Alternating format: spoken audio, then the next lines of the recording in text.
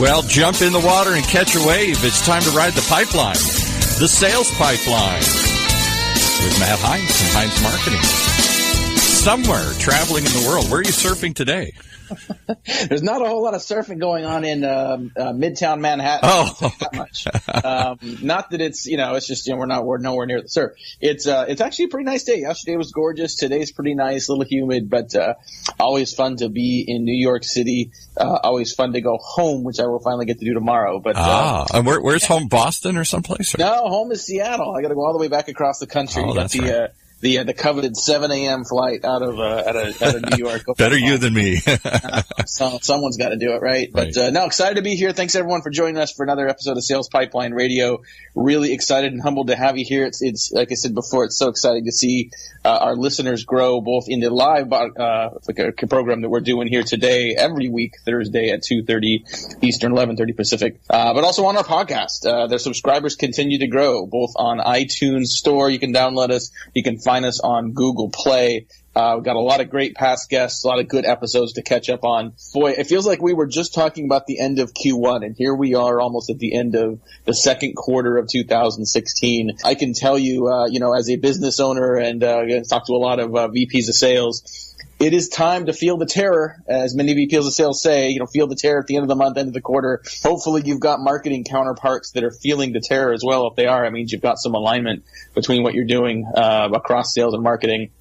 And excited, particularly for our guest today. We've got Sedric Hill, who's the author of Expert Selling, a blueprint to accelerate sales success. And not only is this a good book, and I encourage any sales leader, sales professional to read it, but I thought at the end of the month, at the end of the quarter, when it's particularly important as a salesperson to keep a level head, to have a strong mental game, not only to bring those deals in, but to keep yourself focused. I know in talking to a lot of salespeople and having experienced this firsthand, it's easy to start to feel the terror, feel the anxiety, and let that kind of drive you and take you to a place that you don't want to go. So the mental side of sales, we're going to talk an awful lot about today, and very excited to have our guest, sales expert, sales trainer, Sedric Hill, with us today. Sedric, thanks so much for joining us. Thank you very much, Matt, for having me here, and I'm excited to join this wonderful program. I've been following a lot of your shows recently, and very impressed and happy to be a part. Oh, well, thank you very much. Listen to that, Paul. That's pretty good. Wow. We'll keep him on. We'll bring him back. He's going to be on every week from now on. Yeah. Sedric, you can find more about Sedric online. I definitely encourage you to go to sales-blueprint.com to learn about Sedric, his team, and his programs. But before we get into the book, Sedric, I wanted to talk about your unique approach, because you spend a lot of time talking about the mental side of selling, and I want to talk afterward about sort of how your book is different and really more of a blueprint than what you see a lot of sales books. But first, talk a little bit about how do you approach sales training and the mental side of sales preparedness and success. Yeah, so and in my years of working in the sales field, Matt, 25 years, corporate, sales, and then in the training and development arena, I've really learned a whole lot about what really makes the difference. We all have to move from that sort of baseline of coming into sales to, moving to competency. But what happens from there really is very different in terms of the same type of development path. I started really looking into this a few years ago, not only in the field of selling, but really in virtually all of the major fields and domains out there, whether medicine, music, and it boils down to the mind, right? What's between the ears, that cognitive skill development, really what takes you to that next level. And so I've tried to really sort of set up my consulting business and working with my clients to really hone in on that, because when I looked around, there's really not a whole lot out there that really focuses on that, yet this information is really what moves people to that next level through becoming good at something, to a journeyman, to that expertise level. We're talking with Sedric Hill today, who is a sales trainer, sales expert, and the author of Expert Selling, a blueprint to accelerate sales success. And since you focus so much on the cognitive side of selling. I always wondered why more sales teams don't put a focus on this in their training. We tend to do a lot of product training. We do company training. We do objection handling. We do various sales skills. But why do you think more companies don't put a focus on the mental side of selling? That's a great question, and I sort of asked myself that same question, and there's lots of answers to it. One of which, though, is interesting. When you look at sales training, for example, the whole model is sort of based off of either a department within a corporation, right, that provides training to salespeople, or many use a combination of outside training sources. And so think about that. The idea is everybody in those roles want to have more, training, because that's how they keep their job and that's how they make their mark. And so, unfortunately, in the internal corporate structure for many, too often, what happens is they're focused on what we call butts and seats, just getting more people in the room to deliver training, and everybody's done their job, so to speak. So the challenge with it is that you don't really drill down to the individual level. It does work. I'm not suggesting that organizational training is not of value, but it has a place, right, when you look at the goals of moving organizational performance forward. But once someone reaches that advanced level of selling, typically the research, science, and everything else that you can apply, even your own experiences, you really learn through implicit, more indirect type of learning through your experiences. Most of the time we sort of leave that to chance and say, well, that just has to happen over 10, 20, 30 years, and people get the experience. But what I've found is you can actually set the conditions, right, for that type of implicit learning and accelerate that process significantly. And the book tries to lay out that process so that people can, see where they are and move forward.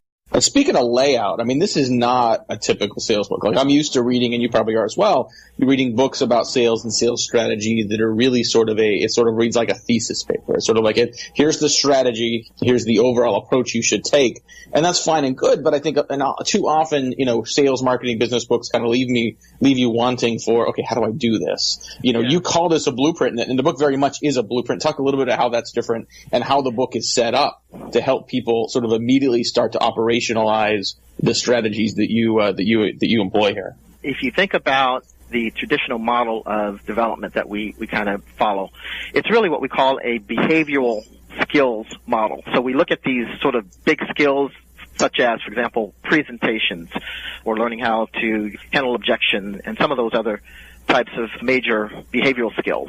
Those, again, have a place, and you need to be able to develop those skill sets. And most of us do, right, within those first few years of professional development. The challenge is what happens after that, right? And I think what happens is we sort of reach that point of arrested development, right, kind of like driving when you're a kid and you first get your license.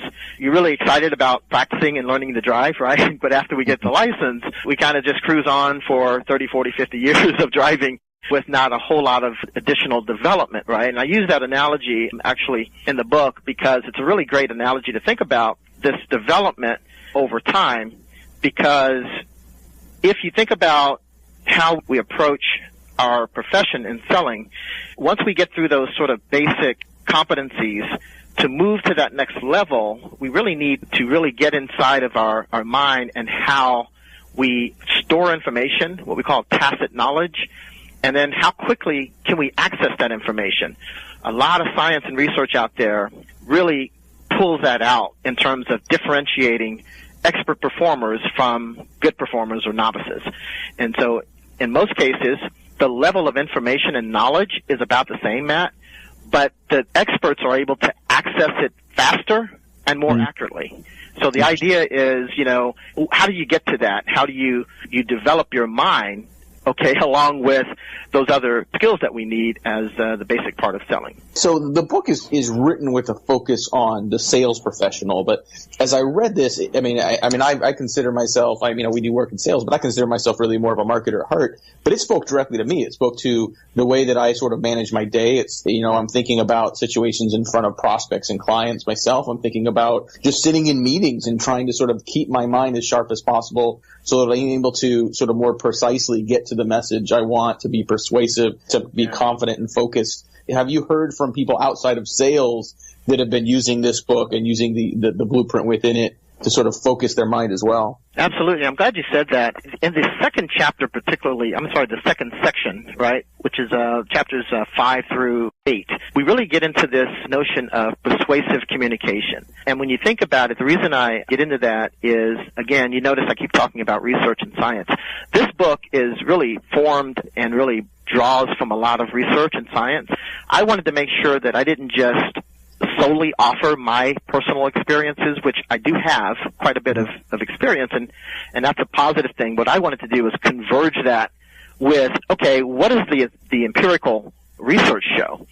And so I did that, and a lot of what you see in business, the sort of window of expert advantage, in other words, what makes the difference between that expert and somebody just being good or competent, is really being an expert in communication. And so then communication is a big word. You say, okay, what parts of communication matter the most? So we lay out the 6 essentials of persuasive communication, and you're right. I mean, when you start looking at that, we sell or we persuade in virtually all that we do, whether, in selling, a business owner, in the training and development field. It's really a lot of persuading and communication that is the difference between being successful and less successful. And so the book really lays out how do you really understand what specific aspects of communication really make a meaningful difference, and then more specifically, how can you develop those areas to really communicate more effectively in your work and persuade, more decisively. Speaking today on Sales Pipeline Radio with Sedric Hill, who's the author of Expert Selling, a blueprint to accelerate sales success. And although this book seems to be, appears to be written for sales, as we were just talking about, I'd highly encourage you, if you're in marketing, if you're in business development, if you're in any kind of role that requires persuasion and focus, and to be at the top of your game, I recommend you read this. As another, group of people that are listening, if you're in marketing, if you're doing anything in the written format, this isn't just about getting in front of people in the room on the phone. The seller mindset is not just about the seller, it's very much about the buyer as well. So if you are in a selling environment, if you're doing anything that is communicating with prospective buyers on the sales or marketing side, definitely encourage you to check the book out. You can go to find it on Amazon for sure. Also learn more about Sedric, learn more about the book at salesblueprint.com. That's sales-blueprint.com. We'll be back after some commercials with a lot more with Sedric. We'll talk about what's coming up a little further in Sales Pipeline Radio. Stay tuned. We'll be back. This is Sales Pipeline Radio. Whether you're producing a seminar series, users conference, lunch and learn, or exhibiting at a trade show, Validar has a solution. From capturing leads at trade shows to managing on-site registration, tracking session attendance, gathering information, and providing sponsors lead retrieval, we have a full suite of solutions for you. Since 2005, Validar has been turning corporate events and trade shows into better business. Call 888-784-2929 or visit us at validar.com. In a world where the speed of innovation and change in B2B marketing has never been greater, the only thing bigger is the need for clarity, for a blueprint, for a guide to what's really working and how to make it apply specifically to increase sales pipeline growth, velocity, and conversion. That's what you'll find in the Modern Marketer's Field Guide, something you should have in your back pocket right now. If you don't, you can download it for free at HeinzMarketing.com. That's H-E-I-N-Z marketing.com. It encompasses the entire sales and marketing pipeline, but in quick bursts with lots of specific, actionable ideas and strategies and tactics you can put to work right away. Like today, the loaded table of contents helps you narrow in and tackle a problem. Maybe something you're looking at right now on your desk, right in front of you as you're listening to this. It's also there as a resource that you can come back when you need something new to inspire you, to open your eyes, to give you some task or idea to do next. It's all that and more, and it's waiting for you free. The Modern Marketer's Field Guide at HeinzMarketing.com. That's H-E-I-N-Z marketing.com. All right, I'll tell you what else is waiting is Matt Heinz and the rest of the interview. That's right.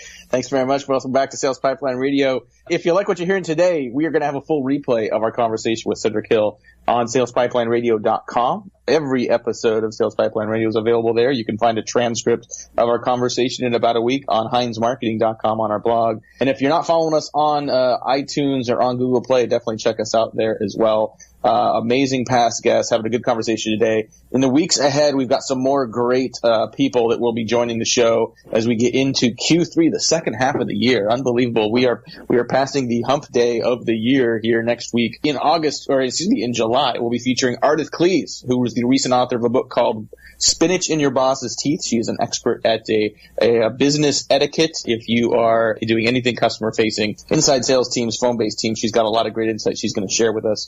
Also be featuring Steve Richard, who is the co-founder of Vorsight. He has been doing a series of online events called call camps, where he literally will take a live call or a recorded call and have a series of sales coaches that will critique and break down that call, what's good, what's bad, what could be done differently.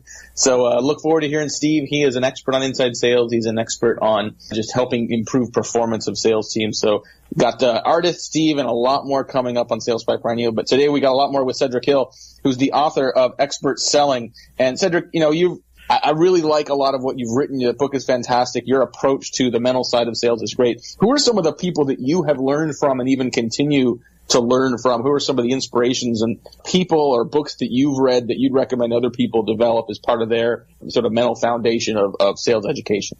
That's a hard question because there's so many. I mean, I really consider myself more of a learner, a person that is so interested in selling from a developmental standpoint that sometimes I forget I also help train people and so forth. But I had a couple of very strong endorsers of the book. Brian Tracy, which is, really one of my heroes. I've learned from Brian for many, many years. We all know him as a sales legend, but the things that he really talks about in his messaging and selling and just really in success, to me, are so central to success. If you really look at a lot of Brian's work, he talks a lot about the mind and the psychology. In fact, he wrote the book way back 20 years ago, The Psychology of Selling, which is a very pivotal book for me in my career. Well, a lot of Brian's work is really, really key. I've got several mentors that have really made a major difference for me along the way in my development, one of which, Ben Wiley, I talk about in the book. My first sales job, I was a young green salesperson trying to find my way, and I watched this sales call that really changed my life with Ben working with a client. I learned that day, and from that day forward, you can actually smile and say no, right? That's what I learned mostly from him in terms of your posture really matters in the sales process. And so many more, Matt, that I can't name them all, but I think the main thing is that we really need to connect, and that's what's so exciting about your audience is they obviously value learning and development and getting the scoop as to what's out there. The last thing I'd say on that is when I started doing this research on the book, which was really several years prior to starting to write the book, I started running into this body of research around expertise and superior performance. And there's several very prominent professors out there in the academic world that have written a lot of great information and pulled a lot of wonderful research on what really makes the difference between people that are highly successful and others. And when I started looking at that, I was amazed, and I sort of was looking around going, other fields have really employed this type of information into their profession, but in selling we really had not, and I was very stunned by that. And I started to think about, well, why not? And so I called these people up. Dr. Erickson, which is probably the world's leading expert on, guess what, expertise. Called them up, Florida State University, and I was amazed at how interested he was in not only other domains like selling and business using his information, his research, but he was really focused on any type of domain or industry that wants to really take this information and really apply it. And so I found others like that had done that with business, what we call natural settings research. And it's amazing. And I was just sitting there going, why aren't we using this information? So a big part of my drive for the book was to really bring a lot of this information into the selling profession, into the business world as a whole. We got Sedric Hill today. This is great stuff. The author of Expert Selling, a Blueprint to Accelerate Sales Excellence. You can find it on Amazon. You can check them out at sales-blueprint.com. There's a difference, though, between sort of mentally preparing for what you've got to go do, and then being able to stick with that when you're in the heart of it. And so I think about either preparing for a show like this or preparing, like I literally am going to leave this show and I'm, presenting at an event here in New York later today, being able to proactively prepare for what you're doing. And then there's having the mental ability to react to what happens. The philosopher poet Mike Tyson, I think, famously said, everyone has a plan until they get punched in the mouth. Right. So hopefully, well, actually, if you're in sales, you probably do, metaphorically feel like you get punched in the mouth a lot. But like what happens when you get into, a sales situation, you get into whether it's a live call, a phone call, live interaction. I mean, it becomes a little bit of improv, right? Where, you're reacting to what the prospect says, to what the environment puts in front of you. What are some skills that can help people maintain their mental edge, even if it's not adversarial situations, just when they're faced with unpredictable responses to their preparation? Yes, that is wonderful, and there's a couple of things with that I'll share. One is what we call this situation selling. There's actually a chapter in the book that talks about this, and one of the sort of other advantages that experts seem to excel in is this idea of situational knowledge, right? So a certain situation sort of arises, and usually we're all sort of caught off guard with that, right? But the expert can sort of navigate through that better and differently. What we find is the reason they're able to do so, and I share the story in the book about the famous captain that landed the Airbus on the Hudson River. We all remember that a few years ago. Yeah. And he was an expert pilot, but he'd never, of course, practiced landing a plane on a river or body of water. The reason he was so successful, though, in doing that is that he was an expert and he practiced different situations. So the mere idea of preparing for situations actually sort of is the mental muscle memory, right, that you develop your mind into preparing for, and then when those opportunities come up, again, you're able to access knowledge faster and more accurately. And so it's just a focus. In the book, I call it attentionality, right? By thinking about thinking, okay, you're actually preparing your mind to perform better in those situations. We think of selling as mostly telling and then the buyer makes the decision, but think about communication. You're making decisions throughout that process. They're happening in milliseconds, right? And so you really can train your mind, and we talk about that a lot in the book, how you can slow down that mental process by learning to actively listen, by working on what we call perceptiveness. That's the idea of interpreting, right, accurately what your buyer, what the other person is saying, the message that they're trying to get across, and then adapting, right, the proper response. As long as it just took me to say that 5 or 6 seconds, it's happening in milliseconds as you're engaging. And so you really want to think about that so that you can really get better, right, at that sort of process that's happening. That's the mental aspects of communication. Well, it feels like a lot comes down to preparation and practice as well. I mean, I assume you're probably not telling people, read my book and you got it all figured out and you're just going to be great at it. But this does really take a level of practice, some discipline. Absolutely.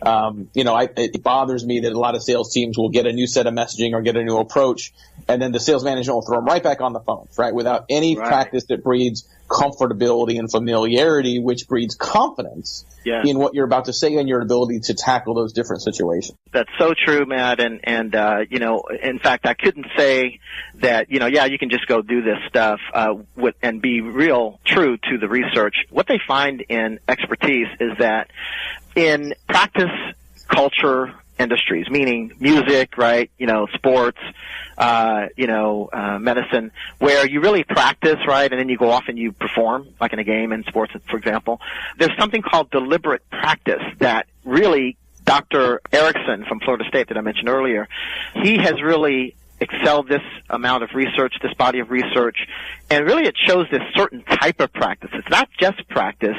It's this specific practice, Matt, that's really focused on exceeding your current level of performance, right? So it's progressive. Then there's other scientists that have been doing this for naturalistic settings like business. And so we don't have a practice culture in business, although we still need to practice, to your point.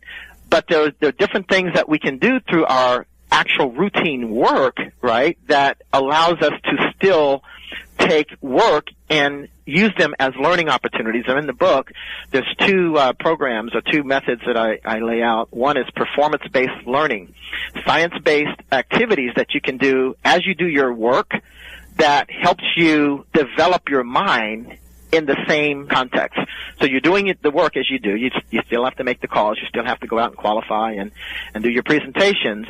But the way you're thinking about doing that changes, right? And then, so as a result, you're accelerating or speeding up that mind development that happens as you are building those experiences. Absolutely. Well, I want to thank our guest today, Sedric Hill, who's the author of Expert Selling. You can find more about him at sales-blueprint.com. So many great insights. I always feel like these interviews roll by so quickly and hard to capture everything. So if you want to hear a replay of Sedric's comments today, you can check those out in a couple of days at salespipelineradio.com. We'll have a transcript of the conversation up on HeinzMarketing.com as well. Join us next week. It is the literal last day of the month, the last day of the quarter, so we thought it was the perfect time. Next week, we'll be covering the way that you can internally do a mid-year pipeline performance health check. We're going to cover 7 different areas of your sales and marketing execution that you should be looking at to make sure they are fine-tuned and ready to hit the ground running beginning of July, beginning of Q3 to hit the end of the year. Great. So look forward to that next week. Got some great guests coming up in July and August. Make sure you keep listening. Find us on iTunes and the Google Play. Boy, that's it. We are out of time. It's time to stop surfing, Paul. Thanks very much, everyone, for joining us today, Sales Pipeline Radio. Well, you can come back again next week and ride the waves with Matt Heinz and Heinz Marketing here on Sales Pipeline.